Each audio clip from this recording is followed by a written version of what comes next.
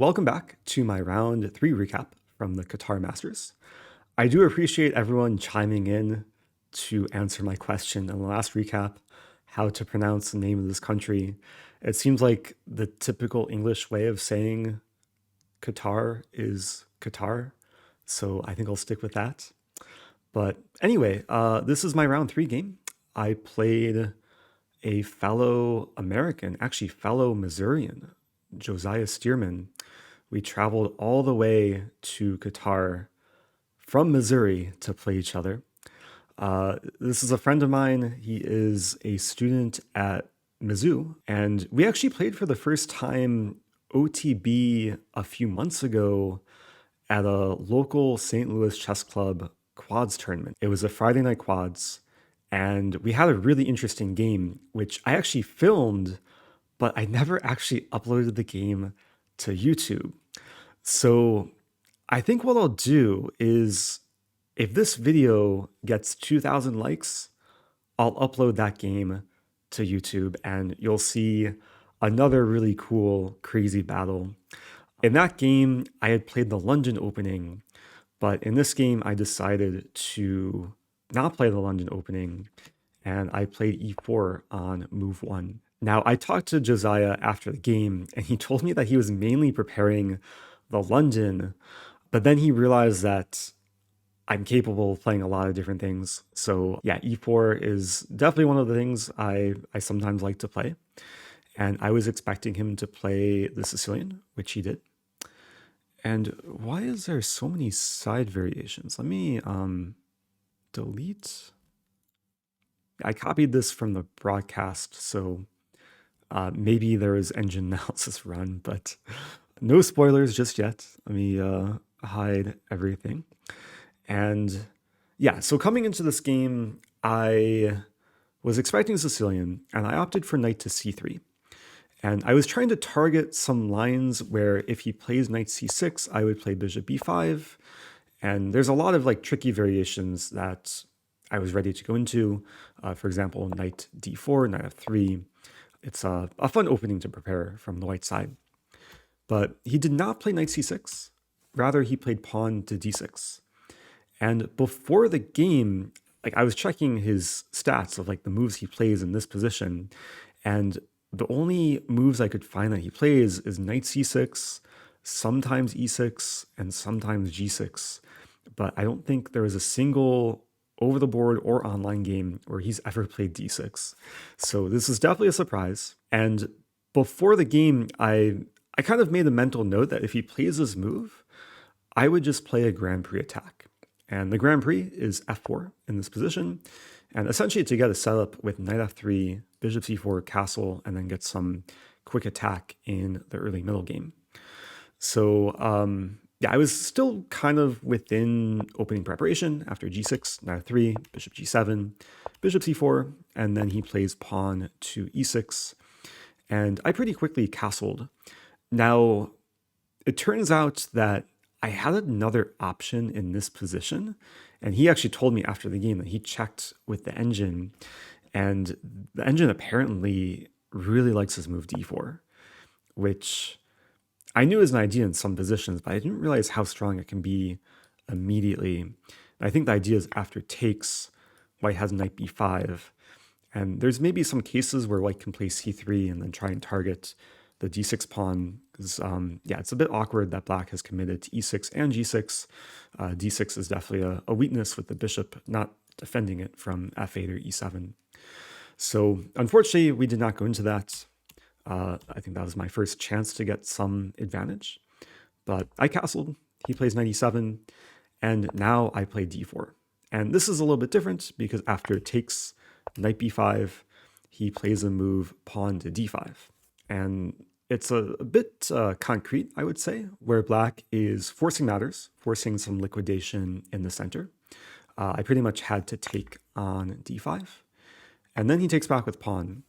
And even though it looks a bit ugly for black having these double d-pawns, black is opening the position, and I still have to work to win my pawn back. So I retreat to b3. He plays knight c6, and I take on d4.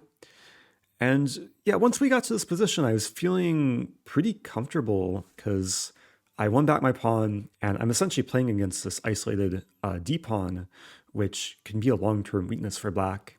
And on top of that, my pieces are pretty harmonious. Like c3 is coming, I have good control over the blockading square on d4, bishop e3 is on tap. So I felt like even though I wasn't super well prepared for the opening, I got a position that I can definitely handle. So going forward from here, he castled. I played pawn c3. He plays rook e8, and I played bishop to e3. So just completing development. And even though I'm putting the bishop on a square where it's not defended and the rook from e8 can potentially attack it, there's not really any tactics immediately for black. But he plays knight f5, which is a confrontational move, hitting the bishop, pressuring d4. I drop back to f2, and then he plays knight to e3. So this is basically forcing me to trade. If I don't want to lose material, I had to take on e3. After rook takes e3, I took a bit of time here to play the move queen to d2.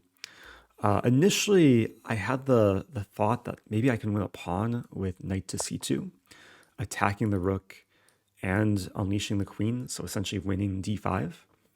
The reason why I didn't go for this is because, let's say he just retreats the rook, and I take on d5, then black gets a lot of active play with queen b6 check, and if king h1, bishop e6. I think there's a lot of cases where black wins back the pawn with very fine position. So didn't want to go for that. Queen d2 was just a lot more natural, attacking the rook and preparing to get my other rook into play. And here he plays rook e4. I play rook ae1, challenging his rook. One other option, which he told me after the game maybe I should have considered a bit more seriously, was bishop c2. I think the reason why I played rook e1 first was I didn't think there's much of a difference between hitting the rook right away or just challenging the rook on e-file. But as we're going to see, there is a difference because in this position, he jumped on the opportunity to take on d4 not once, but twice. And after the trade, he played a very interesting move, queen to b6. And this is essentially the beginning of a lot of chaos. Because when he plays queen b6, this move is essentially based on a very deep calculation. And we can see from the time, he actually didn't spend too long. He spent about 6 minutes. But actually, before he played this move, he had his head down on the table. It looked like he was sleeping. He was just like doing this. And I could tell that he was calculating deeply. And yeah, once he put his head down, I kind of knew that queen b6 was coming because the resulting variation is super, super deep and interesting and very hard to fully understand what's happening. So to explain what's happening here, of course, black is attacking the pawn. And I didn't really want to take on e4 because after takes, black no longer has like a d pawn. This pawn could be a strength for black. It is a pass pawn, can be supported by the bishop. And my d pawn is a bit weak on d4, pinned and attacked by the queen. So the main consideration here was this move bishop takes d5. And it's a move I ended up playing. Now, another thing he told me after the game was bishop c2 was an option, but I spent most of my time calculating this. And going forward from here, it just gets wild because he takes on d4.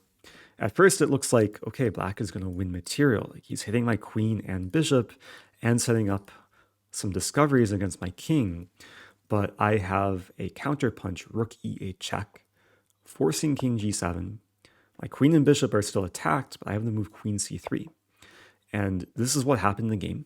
With queen c3, I'm pinning the rook, so he has no immediate chance to like win my bishop or discover check. And black essentially has to get out of the pin. And the way he did that was by playing king h6. And I had seen this from a distance, and I really thought that there's no way that this can be like good for black with the king just coming out and my queen active. But it turns out to be very tricky for white to deal with because he's threatening the bishop, but also just threatening rook d3 with discovered check to win my queen. So my only way to get out of that is king to h1. And even though I'm leaving my bishop attacked and undefended, I am hitting the bishop on c8. So when he takes on d5, yeah, when I saw this position coming, I thought I was going to just take on c8 pretty quickly. But once we got to this position, I realized I don't have to take the bishop. Like the bishop's pinned, it's not going anywhere. It's pinned to the a8 rook. And I started looking for other options. And after somewhat of a long think, I concluded that the most interesting path forward is to play this move pawn f5. And when I played this move, I wasn't entirely sure what's happening, but it just looks super interesting because I'm cutting off the scope of the bishop. So I'm setting up some ideas of queen h3 and maybe later f6 to harass the king. I'm also opening up this diagonal, so maybe in some cases queen e3 check could be a resource. And it's not great for black. It's probably actually very bad for black to take the pawn because then I take, and then I have something like rook g8 and yeah, queen g7 and queen h3 are both threats. So this should be losing for black. So going back, after I played f5, I thought that I should have like decent chances to maybe win the game. But he was still pretty resourceful. He played the move queen d4, ensuring that, yeah, my queen no longer can really fight for this diagonal. And he just wants to trade queens and be up a bishop. So I don't allow that. I play queen to h3. And after king f8, I played queen to a3. And when I came up with this sequence, I was super excited about the prospect of just destroying him with queen f8. But the problem was I just didn't evaluate things properly, and I just completely underestimated his next move in this position. Now, before I go forward, I want to go back and show what I should have played. I regretted it pretty soon after going for what I went for, but I should have just taken on c8. This was my chance to simplify a bit, and I think it's very likely that the game would have ended in a draw. Like if he takes and then I take, there's a lot of situations where the king is just a bit too weak. Like even if he wins a pawn, there's a line queen f8, queen g7, queen e7. I'll admit I didn't calculate this fully during the game because I was more interested in this queen h3 move. But yeah, I probably should have gone for this. So let's go back and I'll show what happened in the game. Because when I play queen h3, I thought I was being like so clever. I forced the king back. I'm threatening queen f8. But it turns out that he just simply blocks that diagonal. He plays rook c5. And I was getting decently low on time. I took a lot of time here just trying to figure out like where is my counterplay? Like I'm down a bishop, what to do next. Originally I was calculating queen c5, and I thought this was the more critical line. And I was looking at b4. I'm still not sure what's happening here, but I think rook c5 was just a simpler option. And at this point, I'm scrambling for any chances to keep my my counterplay alive. And I chose to play queen b3 after burning most of my time, falling below 3 minutes. And the point of queen b3 is I am trying to target the f7 pawn. So the threat is to take on g6 and then have a bunch of attackers on f7. And I was also setting up a trick with this move that at first it looks like bishop e6 should just win for black because the queen and rook are both hanging, but I had a sneaky trick here, rook takes e6. After pawn takes e6, queen takes b7, and yeah, white should be doing fine, winning the rook on a8. So yeah, sadly that didn't happen. He did not fall for any sneaky tricks. He played the move queen f6, which is a very nice stabilizing move for black, ensuring I don't really have play on the f-file, and now my pawn is pinned to my rook on f1. I do want to go back actually, because I don't think I addressed an important point, that the reason why I can't play f6 here, and I really wanted to make this move work, but I can't play this because there's queen takes f6. And like, even though the queen and rook are both hanging, like I'm not winning anything here. If I take the queen, I just get mated. And if I take the rook, then yeah, black just takes on f1 and I'm losing. So yeah, there's so many lines where f6 just doesn't work. So going back to what happened in the game, after queen b3, queen f6, my counter chances are just fizzling. I played the move queen d1, trying to defend my rook and set up maybe some idea of taking on g6, but he was very precise with just shutting down all my play. He played g5. Now the f-file is closed. What to do next?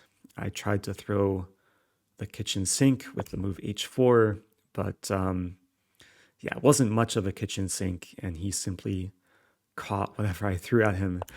Played a nice move, rook to c4, preparing rook h4, and now black is a 1, actually seizing initiative. I played the move pawn takes pawn, he takes, and I played pawn f6, but his king finds safety on h6, and yeah, I was just trying not to flag. I played queen d3 with 2 seconds left, attacking the rook, maybe trying to set up rook h8 ideas to eventually checkmate.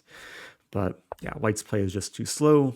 After rook h4, king g1, he really puts a nail in the coffin with his next move, bishop h3, threatening mate, threatening my rook.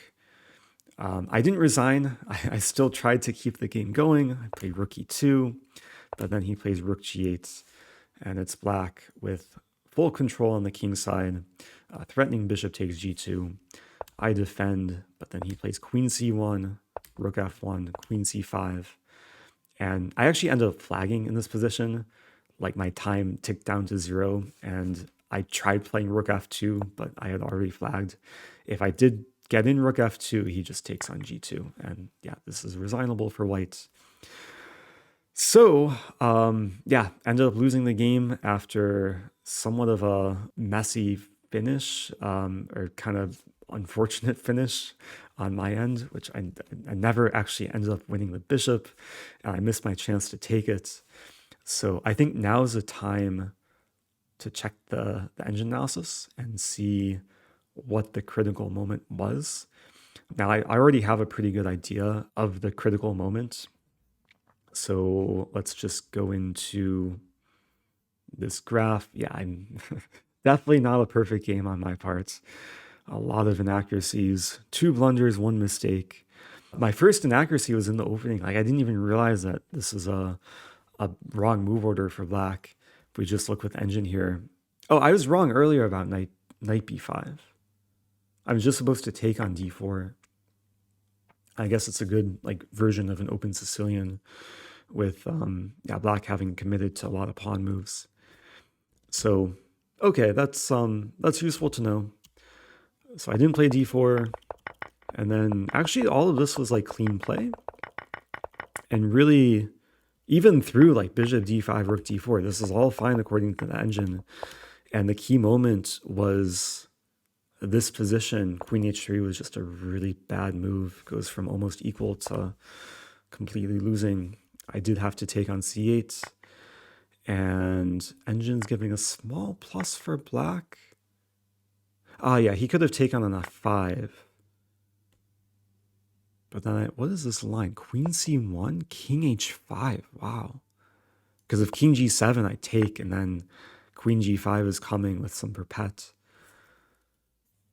So maybe in a different universe, we could have got this position with black trying to play for a win, avoiding the perpetual. But yeah, after queen h3, I just, yeah, I did not have enough. And it's a sad mistake. It reminds me of a quote from Caden Trough. There was one year at US Championship, this was maybe back in 2014 or 2015. He said something like, one of my biggest weaknesses is trying to be a genius, where you try and like create a masterpiece every game, and sometimes it comes back to bite you. And I think that's what happened to me here. Like I was trying to be overly genius with like my queen moves, and really I should have just taken the bishop and won back material. So yeah, what to do? It was a fun game. I'm not too upset. I think I'm gonna end it here. It was a long day, but I had fun. After the game, I did a few interviews. I was interviewed by Chess Base India. I was interviewed by the official tournament organizers. Shout out to Ketty, who took me to the fan zone. And yeah, I signed a lot of autographs and took selfies with people. I think there is someone taking photos or videos, so maybe I'll overlay this as B-roll for this recap. But anyway, I'm ending it here. I'm currently 1 out of 3. Another game tomorrow, and stay tuned for more recaps. I'll see you guys soon.